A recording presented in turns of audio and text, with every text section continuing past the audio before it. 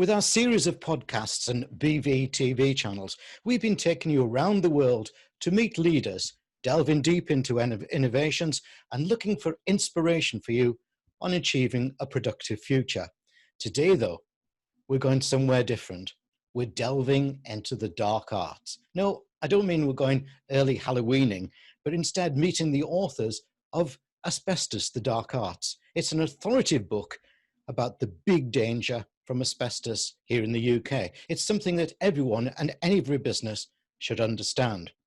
Ian Stone and Neil Munro of award-winning consultancy Asbestos Analytical are my guests today. Now, to keep the right social distancing, I interview them at separate times, but both have a lot to say, not just about asbestos, but about delivering the right type of consultancy and managing the challenges in construction as we move forward to hopefully a bright future.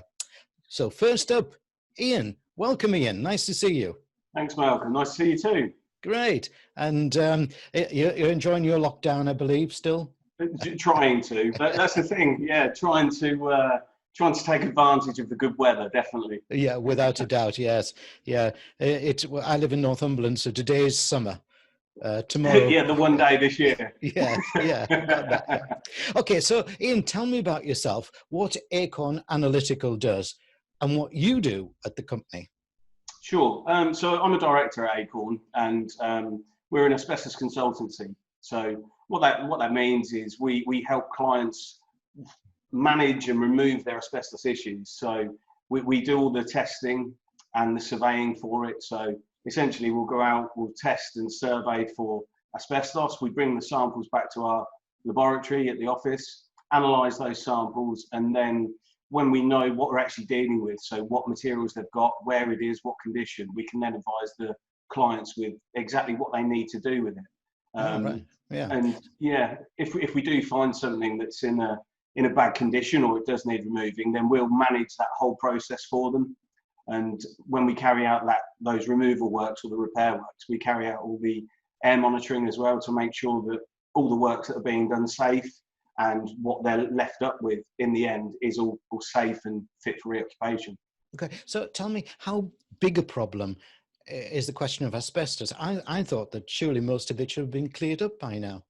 I know, exactly. That's a very good question, because and that opinion is kind of widespread throughout the country, really. And I mean, to put it in perspective, there's over 5,000 people die each year in the UK alone. Wow. From asbestos-related diseases. 5,000? Yes, over 5,000. And kind of a figure that always brings it, I don't know, kind of to the forefront of my mind, when you compare that to road deaths, it's basically double what road deaths are. Yeah. But for me, they're both a serious issue, but it's kind of the asbestos issue is never as well publicised as what kind of road traffic accidents and things like that. Right. Like if you open up a newspaper, there's always reports on that, but it's very rarely kind of reported on about asbestos. Wow, I just didn't realise it was as big as that. So what is asbestos and where's it found, say, in a building? Sure, so the raw form asbestos, it's a silicate mineral, and it's mined out of the ground in a similar way to coal was mined. Right. And basically the rock, the asbestos forms in lines within the rock, and there's 6 different types. It's been found all over the world. There's quite a few places that used to mine it. There's still some places that do, such as Russia. They're still mining it and they're still exporting it to kind of developing countries. Wow. Yeah, it's crazy. It is, yeah. Is it a bigger problem in the UK than in other countries then? Well, it is and it isn't. So in other countries, there's a large amount of deaths. In America, there's about 40,000 per year from asbestos. But we do have a bit of a prevalent problem here in the UK because in the kind of the boom time, 50s, 60s, 70s, we imported the majority of asbestos in the world. We imported, I think it was over half of the world's consumption of amosite brown asbestos. And all of our manufacturing facilities, we've manufactured quite a lot of materials and then ship them off to the world. But obviously, as they're here, we use a hell of a lot in kind of public sector buildings, big grand scale buildings, stuff like that. So we have got more of a problem, I would say, than the rest of the world, but definitely the rest of the world does have a similar issue. Okay. Well, obviously, I saw and now definitely get that it's a health danger, and Yeah. I definitely get that it's a big danger with the 5,000 deaths a year. But what health issues does it cause? So they're all lung issues. Right. The kind of the one that everybody's usually heard of is asbestosis. However, that's not the disease that's affecting people nowadays. Nowadays is mesothelioma, which is, it affects the lining of the lung, and asbestos fibers get lodged within that lining. And then, because, I mean, this is the problem with asbestos, because it was so good at kind of fire retardancy, resistance of chemical attacks, things like that. That's why the body can't get rid of it as well, because the fibers, that they split down in kind of a linear line. They don't break. So they literally tear off and get smaller and smaller and smaller, but they stay the same length. And that's the problem, because they then become airborne. We then breathe them in, and they start to affect our lungs. Frightening, isn't it? I've read that you say asbestos is complicated. So Yes. what is it that's complicated, and how do you and your Acorn consultancy colleagues make it simpler to understand and address? And who do you do it for? Yeah, I mean, the asbestos, it is a massive subject. There's a whole swath of legal regulation that we have to comply with. Like I say, there's different types. We find it in different products, and depending on those products, depends on whether it is a licensable product or a non-licensable product. And these are all minefields, because if you tell somebody, or somebody reads that a product is non-licensed, they suddenly think, well, it's non-licensed, I can crack on and work on it myself, but you can't. So it's kind of a two-tier category. And like I say, it's found everywhere, all sorts of different building materials.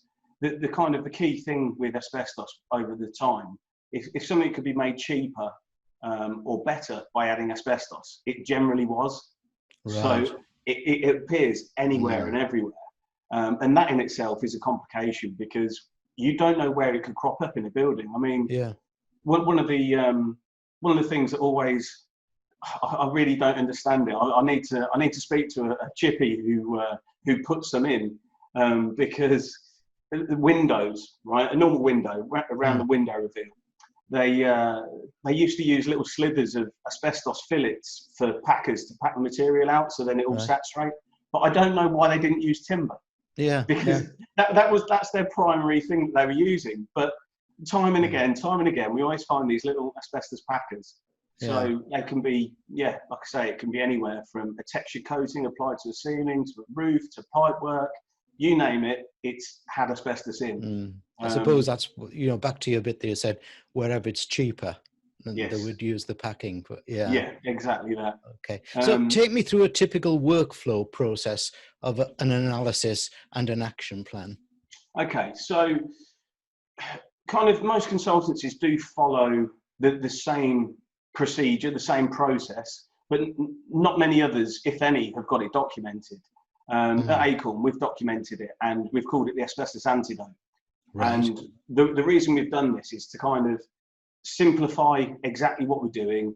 It makes it easy for us to explain to our clients. They can always see exactly where they're at. So those 5 steps are: diagnosis is the first step, which we will identify about the client, about their needs, what kind of their overall plan is with asbestos, if any.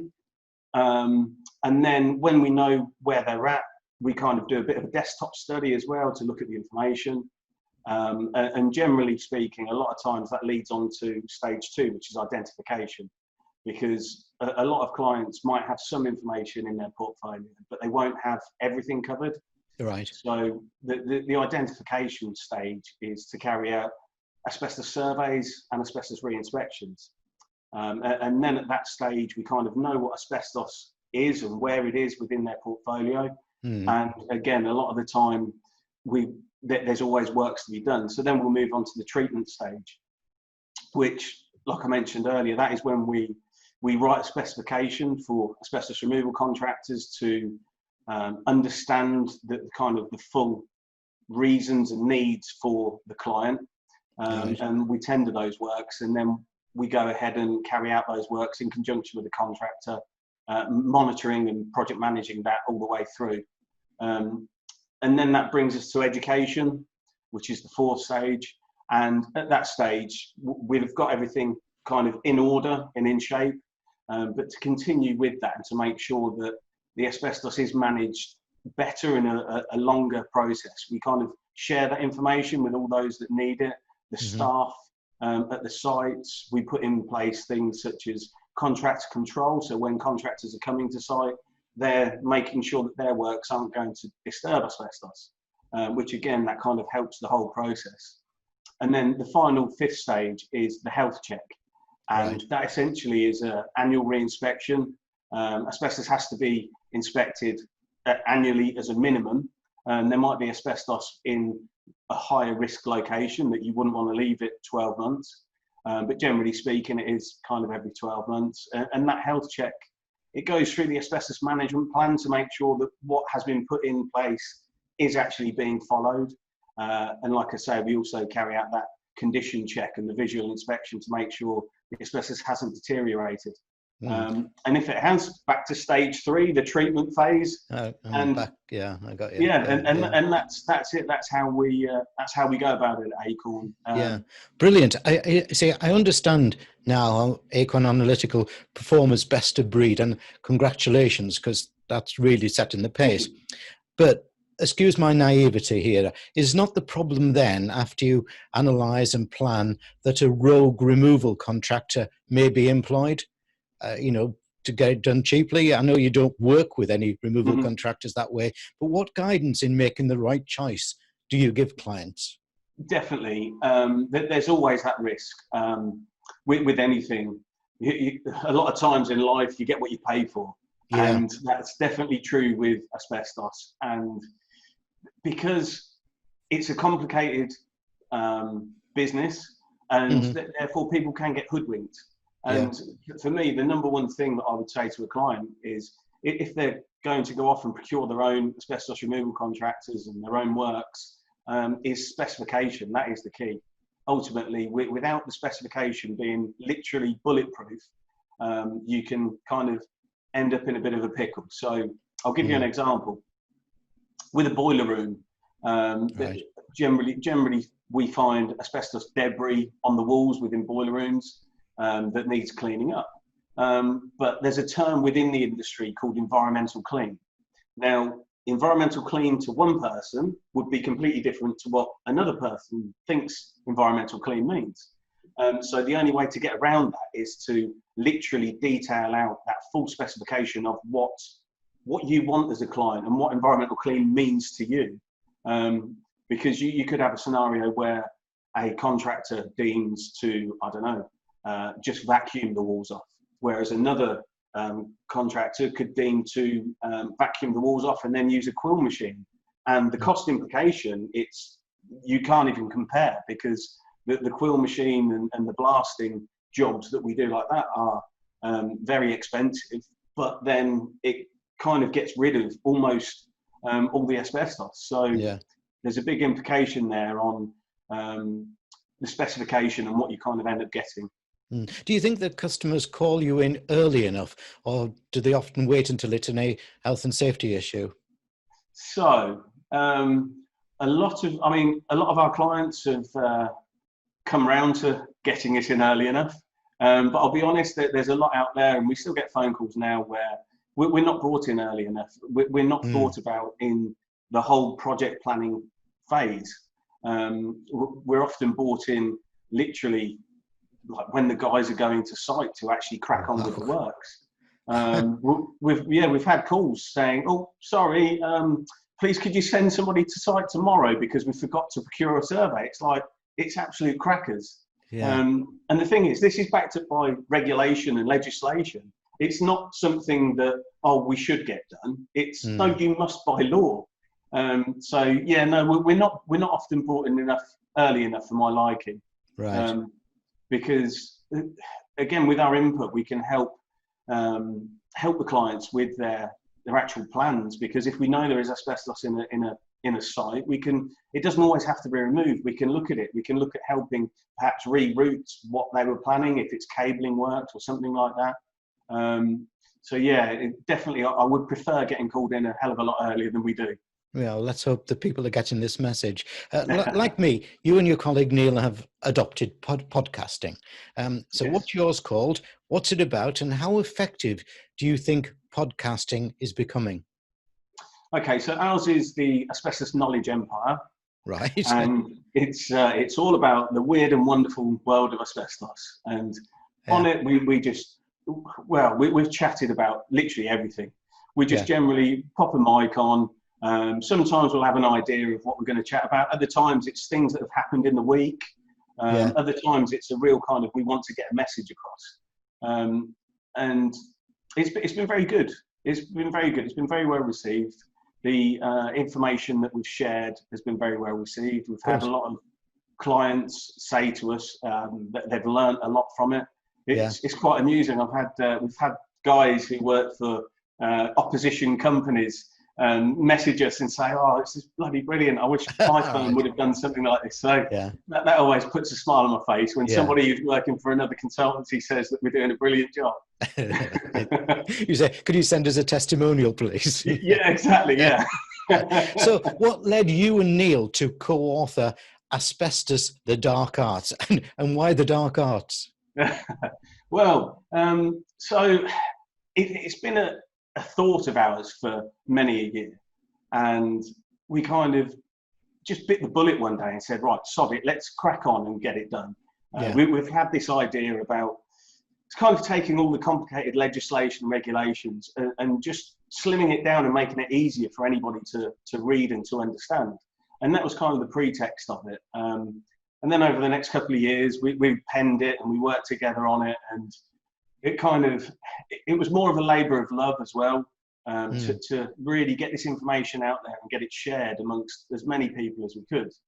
And the reason we called it Asbestos, the Dark Arts, because a lot of clients do think that there is a bit of a dark art with asbestos management. And the irony is that there isn't, that it's pretty simple, pretty straightforward to kind of follow through once you've got everything in place. But to those that haven't got it in place, do see it as a bit of a dark art. So. Right. I just like the way you become so authoritative on that. You, in normal times, you travel all over the UK looking after customers. What's the secret in good customer relationships and gaining loyalty from them? I think it's a very good question. The thing with customer relationships, I think it is just that. It's actually building that relationship. Yeah. In this day and age, it's all too easy and too quick for people to fire off an email, and they don't see people as humans at the end of it. And at the end of the day, we are all human. Yeah. And I mean, lockdown has kind of taught me that more than ever, that it's the human interaction that's needed. And in that business sense, that's what we kind of tried to instill anyway. And when we come out of this, we're going to do more of it, because it's building that rapport, building those relationships. It's not just helping the client with kind of their problem here and now. It's looking at the overall picture and how we can help them overall, because I don't know, it stems from more than just dealing with asbestos, because if they've got a big problem with asbestos, they're going home stressed. It then creates issue for their family life. They might have budget issues, and their boss is kind of breathing down their neck saying, you've got to get this sorted. So it's kind of, we like to really understand and build those relationships with clients, just so that we can have that rapport and help them. So do you think the new normal, as everybody's calling this new period of time, will mean you'll have to change the way you offer your services or go about your workflow? Definitely. We've already done that. I mean, throughout this lockdown, we've got a few guys out working on some sites that we needed to carry on. I mean, one was a hospital, so we needed to assist them with that. And we've brought about quite a few changes, just of kind of how we do stuff, getting to site, getting into site, signing in, signing out, our hand washing processes, all of those things. implemented quite a lot.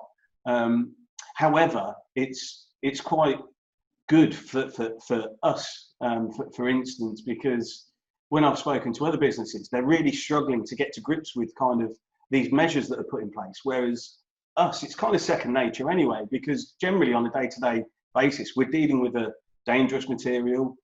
We have procedures where we have to decontaminate properly. We know the risks around that. So we've added more steps in, but it's been quite easy for our guys to adopt. Wow. Yeah. Look, it's a strange time, as we know, within construction at the moment. We've probably got the worst recession coming in 300 years. Yeah. And then we've got the next whammy coming along of Brexit, which could be a no deal. And possibly there's a climate change implications there. But let's go back to that Brexit. What do you think the likely impact of Brexit will be on your industry? And will it impact Acorn Analytical? So definitely, I do think. I mean, my head says yes, we're definitely going to get affected. Yeah. However, in reality, we shouldn't, because, like I say, it's legislated. You have to have these things in place. You have to deal with asbestos. You can't just ignore it. But I know what businesses are like, and that they're going to look to cut corners and kind of make savings wherever they can. And we're like any business at the end of the day, that if they make that decision to, like I say, cut a corner or decide to, no, we're not going to do that, we're definitely going to get hit.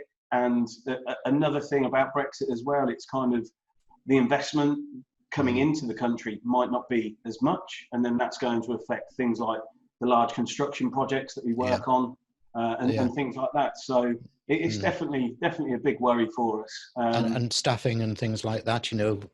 Exactly that. It's going to be a very testing time. I mean, I don't know. It's bizarre. I mean, the thing with coronavirus, it's like 3 months ago, nobody could have ever kind of envisaged something like this happening. Yeah. Which, when you look at it or look at Brexit, it's kind of, well, we don't actually know what's going to happen there. So it could be carnage. It could be business as usual. I don't know. I think my brain says yes, not to get hit. Yeah. However, I applaud everything that Acorn's doing, because you are setting the pace. And if anything, the procurement people are looking at the moment is better compliance. Yes. And you are making certain that that your clients are compliant, you know. In Stone of Acorn Analytics, thank you very much indeed. I'm going to say thanks now. I'm going to be chatting soon to your colleague, Neil. So, brilliant stuff. Okay, thank you for taking the time with me. Thank you. Thanks, Malcolm.